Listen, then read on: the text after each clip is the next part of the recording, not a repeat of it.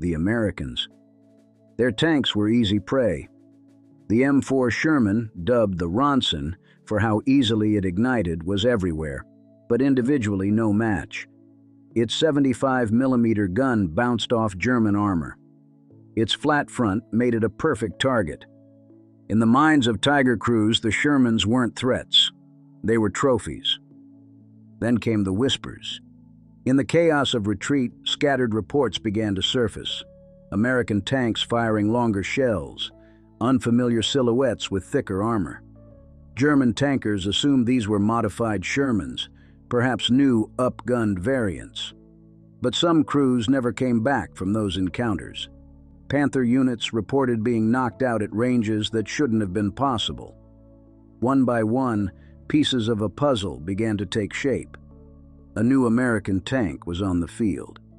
March 6, 1945. Cologne Cathedral Square. 3:47 p.m. Feldwebel Karl Hoffmann pressed his eye to his cracked periscope, straining to identify the tank that had just rolled into view through the rubble-strewn streets. It wasn't a Sherman. Its hull was lower, its armor sloped, its turret massive, and the barrel longer than anything he'd ever seen on an American tank. It wasn't in the recognition charts, not in the briefings, not in the books.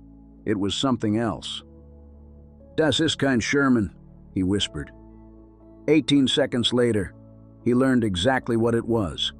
The Panther tank, parked just 120 meters away, opened fire first, confident in its 75mm high-velocity cannon.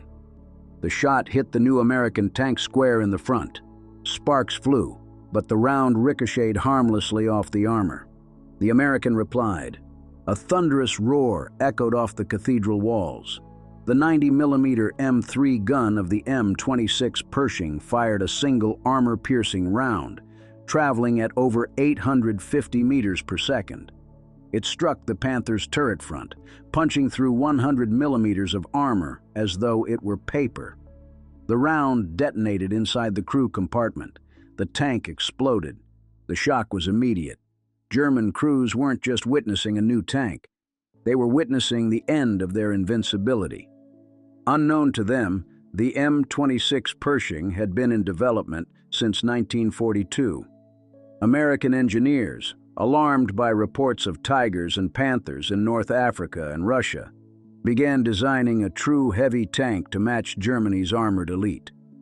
Unlike the Sherman, which emphasized speed and mass production, the Pershing was built to kill. Its gun was based on the 90mm anti-aircraft cannon, already proven effective against German aircraft. With armor-piercing and tungsten core rounds, it could penetrate even the mighty King Tiger at combat ranges.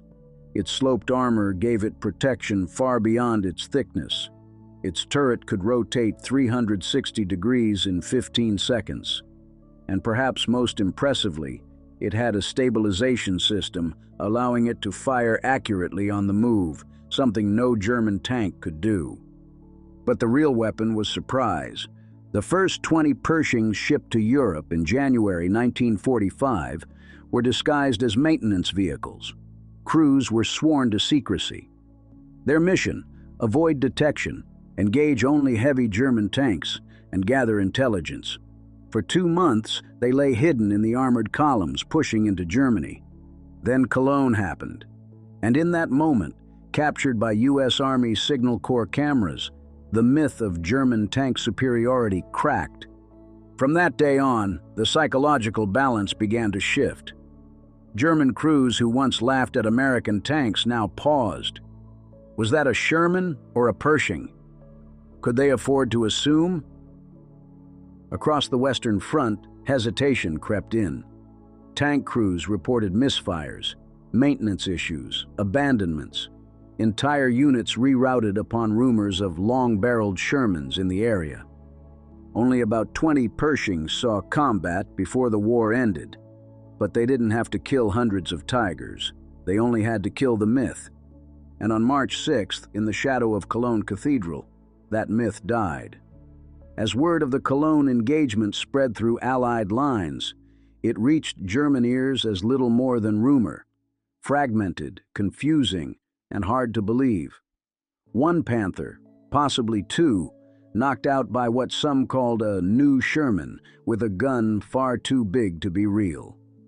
But within days, more reports surfaced. German tank crews, veterans of battles in France and the Ardennes, started to whisper among themselves, "Die Amerikaner haben etwas Neues." The Americans had something new.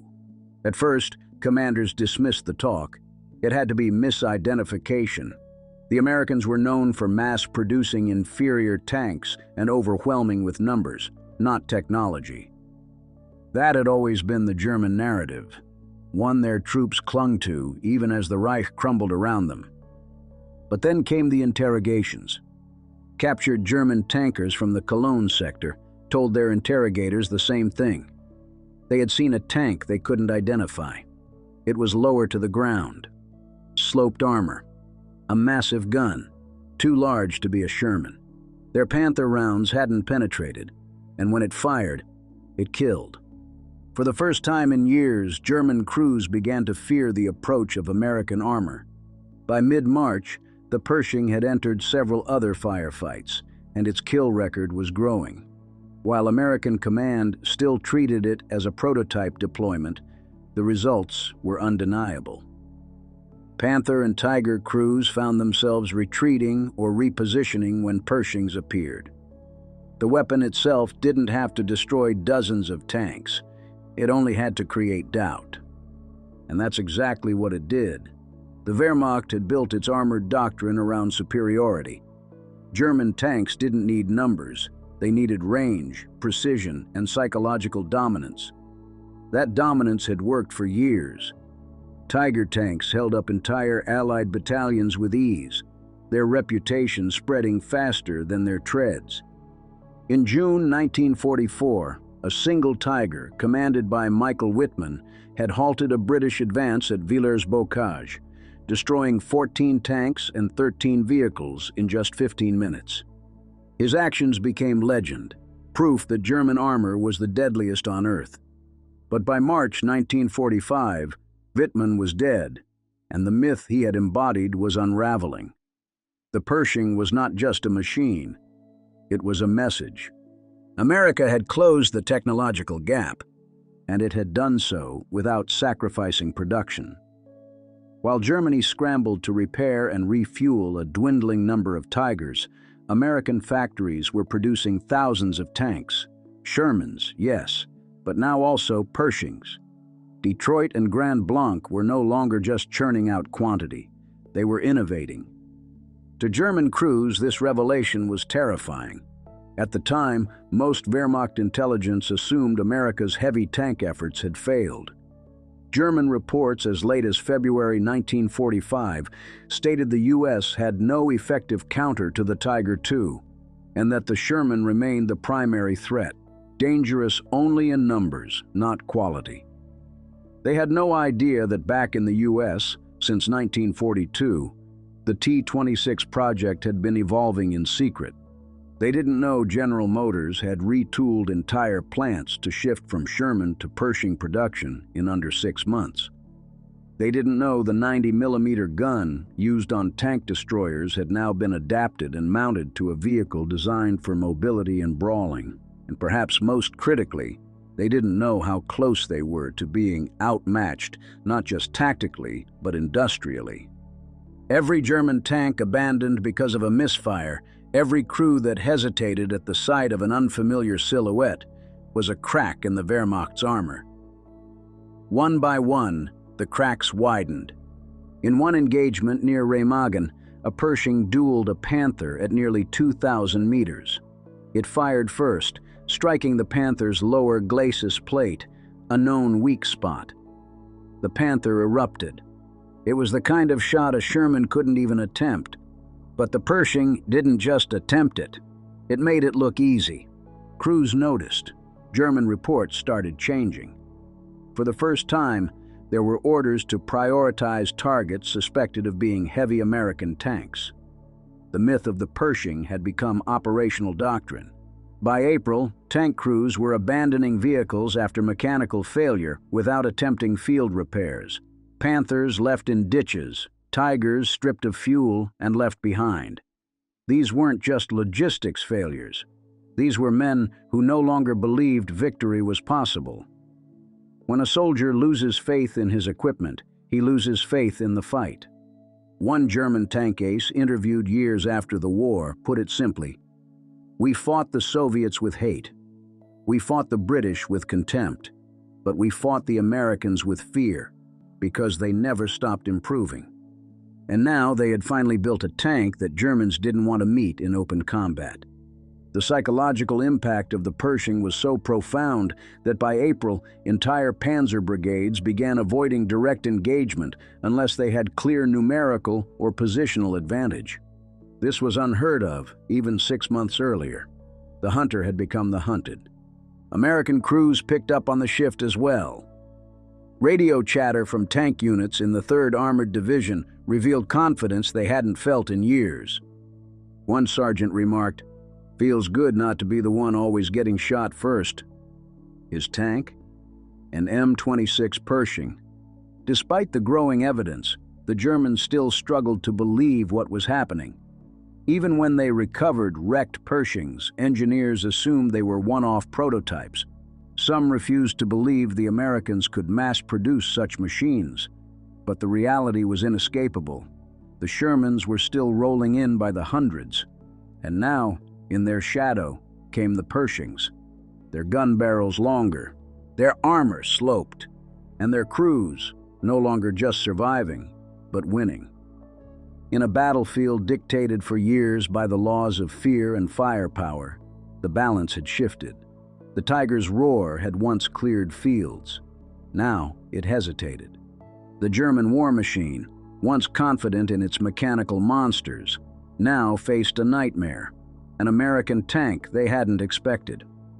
One that couldn't be outmaneuvered, couldn't be outgunned, and worst of all, was just the beginning. Because deep in the American pipeline, more were coming. And the tankers who had once watched Shermans burn were now watching their own steel beasts smolder in their wake. The war was winding down, but for the German panzer divisions, the end didn't come with a roar. It came with doubt. Spring 1945. The once proud tankers of the Panzerwaffe, veterans of Kharkov, Normandy, and the Ardennes, now stared across smoking fields of ruin at silhouettes they could no longer predict. Was it another Sherman? Or was it the tank that had begun haunting their reports, their rumors, their dreams? The Pershing. At first glance, some mistook it for a Sherman. Its turret wasn't as square, its hull sat lower. But the gun, that long, thick 90mm barrel, it didn't just suggest a new threat, it screamed it. And for the Germans who had always relied on having the better gun, that was the worst omen of all. In a small village outside Kassel, a battered Tiger I sat in wait, tucked into a hedgerow with its 88mm cannon trained on the main road. The commander, Hauptmann Lenz, had survived over 30 tank duels. His barrel bore 18 kill rings. He had destroyed British Churchills, American Shermans, and even a few Soviet T-34s during his Eastern Front days. But now, something was different. His loader, 19-year-old Jürgen, pointed to a plume of dust moving in from the west. 2 tanks. Lenz adjusted his Zeiss optics, expecting to see familiar Sherman profiles. Instead, he saw it. The lead tank had a sloped turret, more rounded, more compact. The gun, it was massive. Lenz didn't speak. He just reached for his radio. Unbekannter Panzer. Repeat, unknown tank sighted, longer gun, not a Sherman. His first shell landed just short of the Pershing. The Pershing didn't miss. It fired once. The 90mm round struck just above the Tiger's transmission housing. The Tiger didn't explode. It simply stopped. The front plate breached, the interior a mess of smoke and fire. Of the 5 crewmen, only Jürgen survived. He was pulled from the wreckage and later interrogated. What he told his captors stunned even them. "We thought we were invincible," he said quietly. "But when I saw that gun, I knew we were done." Across the Western Front, similar encounters unfolded. Small, quick skirmishes where 1 or 2 Pershings engaged German heavy tanks with surprising lethality. These weren't massive tank battles like Kursk, but that's what made them so terrifying to the Germans. Because they lost, quickly, decisively. The Pershing wasn't just a machine, it was the collapse of a belief system. And that belief, in the invincibility of German armor, had been one of the Wehrmacht's greatest weapons. For years, it sustained morale. German crews knew they were outnumbered, outflanked, outgunned in the air. But they had Tigers, they had Panthers, they had technology, until they didn't. The Pershing's emergence also changed the way Americans fought.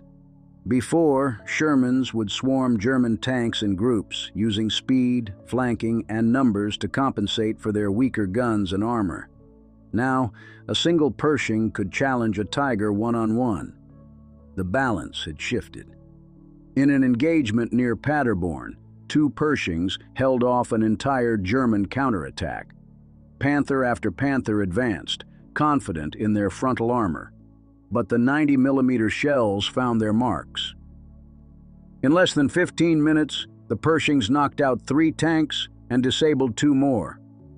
Not a single shot penetrated their own armor. German survivors couldn't explain what they had faced. "This was not a Sherman," one said. "This was something else. Something designed to kill us." The psychological toll grew heavier with each battle. German units began requesting new recognition manuals. Panzer schools started revising training guides. But by then, it was too late. The war was moving faster than their doctrine. What made the Pershing even more effective wasn't just its gun or armor. It was the American philosophy behind it. While Germany pursued perfection in limited numbers, the Tiger with its complex gearbox, the Panther with its delicate suspension, America had found a way to mass-produce good enough machines that got the job done. But now, they were mass-producing something better, and they were doing it faster than Germany could make repairs. Every time a Pershing appeared on the battlefield, it sent a signal to German crews: you are no longer superior, and when that belief dies, so does the will to fight. By April, the Allies were approaching the heart of Germany. The Rhine had been crossed. Cologne had fallen. American tank crews, once hesitant to engage head-to-head, now rolled forward with confidence. Each Pershing unit knew it carried the weight of a turning tide. German tankers, once the hunters, were now hesitant, second-guessing every silhouette, every glint of sunlight off armor. They no longer charged into battle. They maneuvered defensively, hoping to avoid the long gun of the Pershing.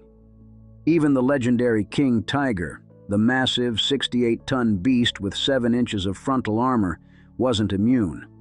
The Pershing's HVAP rounds could threaten it from angles the Tiger never expected. And while the King Tiger required weeks to build, the Pershing could be rolled off an American line in a matter of hours. It wasn't just firepower.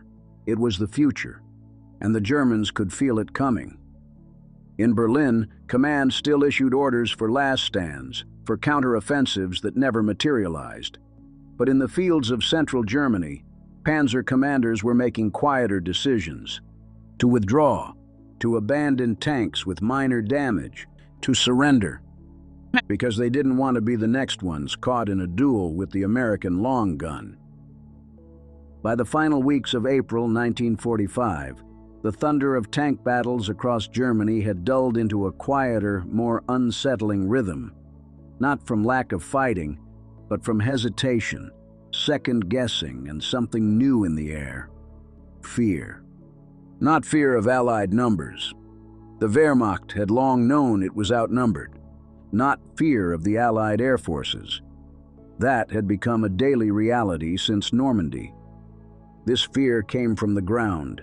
from a tank whose very silhouette carried uncertainty. A fear forged not in mass production, but in myth-breaking. The M26 Pershing. In the fields around Magdeburg, 20 miles from the Elbe, a German tank crew parked their Panther beneath camouflage netting, watching a trail of dust approach from the south. It was April 21st. The sun was low, and every German soldier still fighting knew the war was nearly over. But pride dies slower than nations. Inside the Panther, Feldwebel Klaus Meyer scanned the horizon through his rangefinder. 3 American tanks advanced. From this distance, they looked like Shermans. But that barrel, it was longer. Too long. Meyer's finger hovered over the intercom switch. "Hold fire," he whispered. "Wait for confirmation." His crew grew silent. Minutes passed. Then, fire erupted, but not from them. The first round struck 50 meters behind the Panther's position. It wasn't aimed at them, yet. But Meyer had seen enough. He threw the gear into reverse. "We're leaving." "But we have the better position," his gunner protested. "No," Meyer replied. "We used to." That moment, a German commander abandoning an engagement despite holding the advantage, encapsulated the shift the Pershing had created. It didn't just punch holes in German armor, it punched holes in their confidence. American commanders noticed it too. Reports came in from the front. German tanks retreating without firing a shot. Tanks found abandoned with full fuel tanks and working transmissions. Commanders surrendering not because they had to, but because they didn't believe they could win anymore. Why? Because of a tank that only existed in small numbers. Roughly 20 Pershings were in theater by March 1945, but to German eyes, it may as well have been 200. The fear wasn't about the tank, it was about what it represented. The Pershing was proof that American industry had evolved, that the Allies weren't just sending wave after wave of average tanks anymore. They had built a machine that could take on the best Germany had to offer and win. Every time a Pershing knocked out a Tiger, the story spread. Tank crews spoke in whispers. "There's a new Sherman with a longer gun. It took out a Panther from the front. They're coming with something new." That fear traveled faster than the tanks themselves. In one intercepted radio transmission, a German tank unit in Bavaria requested permission to relocate after hearing reports of an American heavy tank capable of frontally destroying Tigers at 1,500 meters. Their request was denied.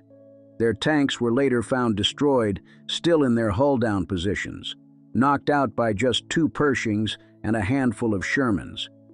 And yet the story goes deeper than tactics. For years, the German Armored Corps had been raised on a doctrine of superiority. Their tanks were stronger, their optics were sharper, their guns were longer. That belief had fueled bravery in hopeless battles. It kept crews inside burning hulls, trying to get one more kill. It made 18-year-olds feel invincible behind 100 millimeters of steel. The Pershing shattered that illusion. When Tigers were destroyed from the front, when the so-called invulnerable King Tiger was penetrated from 1,200 meters, the myth was over. Crews who had fought since France now questioned every engagement. Was that shadow on the ridge just a Sherman? Or was it the tank that could kill them before they even fired? That doubt was fatal. Tactical manuals couldn't keep up. German recognition guides had no entry for the Pershing. Their intelligence units never identified its production or arrival. Even experienced commanders couldn't distinguish it at range, leading to hesitation. And hesitation in tank combat is death. By late April, the Panzerwaffe, once the pride of the Reich, was reduced to scattered units, low on fuel, short on munitions, and high on fear. Even elite formations like the SS Panzer divisions began avoiding head-to-head battles. When the Pershing was rumored in a sector, entire German tank platoons withdrew without firing a shot.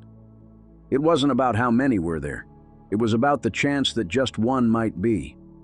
That shift, from hunter to hunted, changed everything.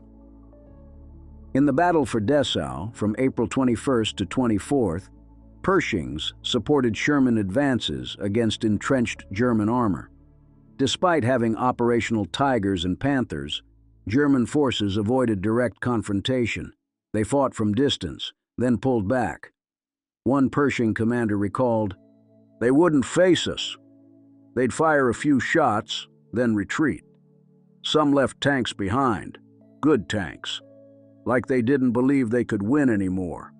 That was the Pershing's true victory. It didn't need to destroy thousands of tanks. It only needed to destroy certainty. The last Tiger duel recorded in Germany took place in late April, near the Elbe River. A King Tiger engaged what it believed to be a group of Shermans. It fired first, but the return fire came faster. A Pershing hidden among the formation fired a single HVAP round that struck the Tiger's lower glacis. The mighty beast stopped moving. It wasn't even a contest. When the American crews approached the wreckage, they found something chilling. Inside the King Tiger were 5 bodies and a stack of documents on the dashboard. One was a translated American field manual on the Pershing. Pages were dog-eared, notes scribbled in the margins, circled diagrams. One passage was underlined. Armor penetration, 90mm gun capable of defeating 100mm plate at 1,000 meters. Whoever the commander had been, he knew. He had studied the tank that would eventually kill him. By May 1st, German armored resistance in the West had evaporated. The few remaining units tried to flee east to surrender to the Americans instead of the Soviets. Roads were clogged with abandoned tanks, many in perfect working order. The myth of German tank superiority, built over years of blood, steel, and fire, had finally broken, and the Pershing had been the hammer.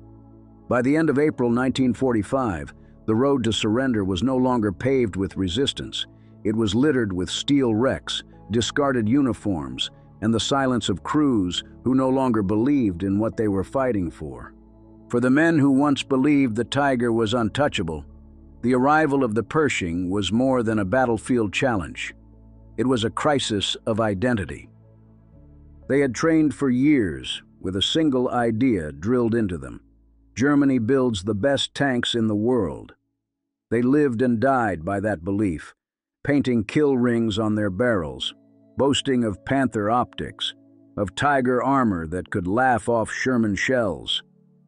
They didn't fear American armor, they pitied it. And then overnight, everything changed.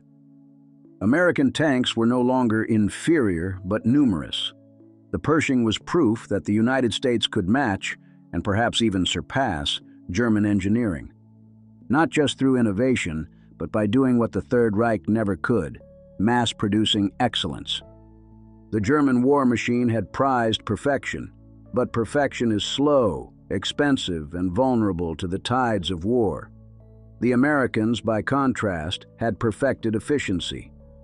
Factories in Michigan and Pennsylvania produced tanks while the average German was melting down pots and pans to keep aircraft in the sky.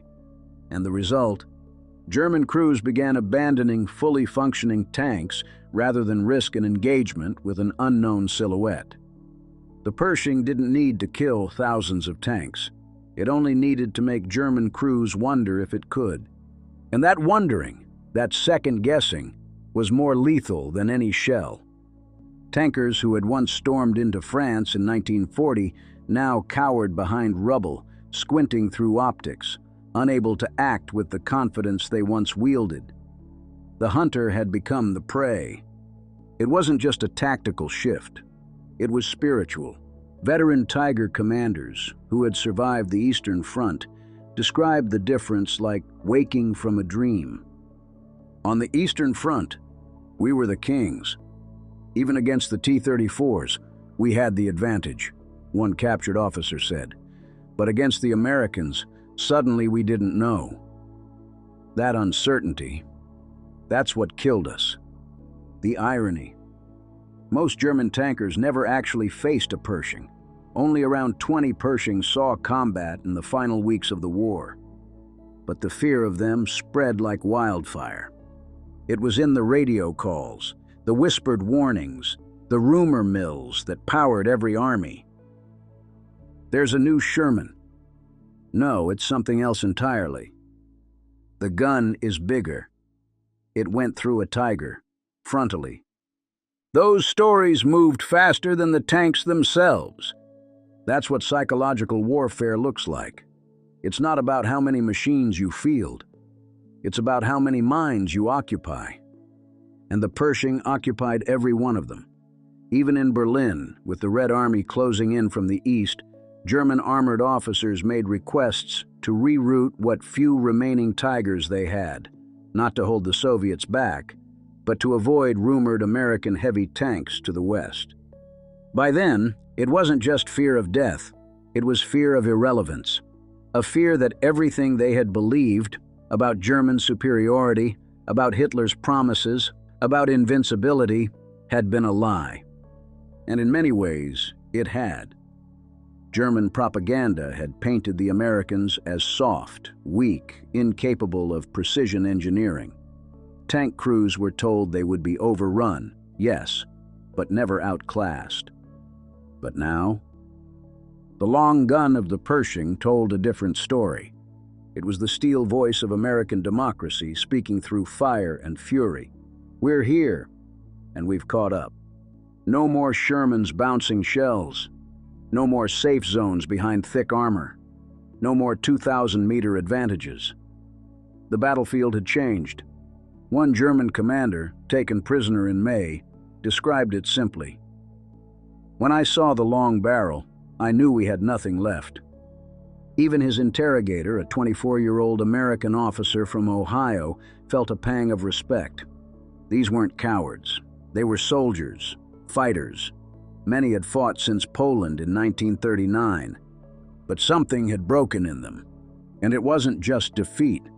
It was the knowledge that the Allies had caught them at their own game, had met strength with strength, quality with quality, and done it while producing 10 times as many machines. For American tank crews, the ones who had climbed into Shermans knowing they might not come back, the Pershing was more than a weapon. It was justice. Finally, a tank that could give them a fighting chance. That could take the fight to the Tigers and win. It was proof that the United States didn't just win wars with numbers, but with minds, with steel, with courage, and with resolve.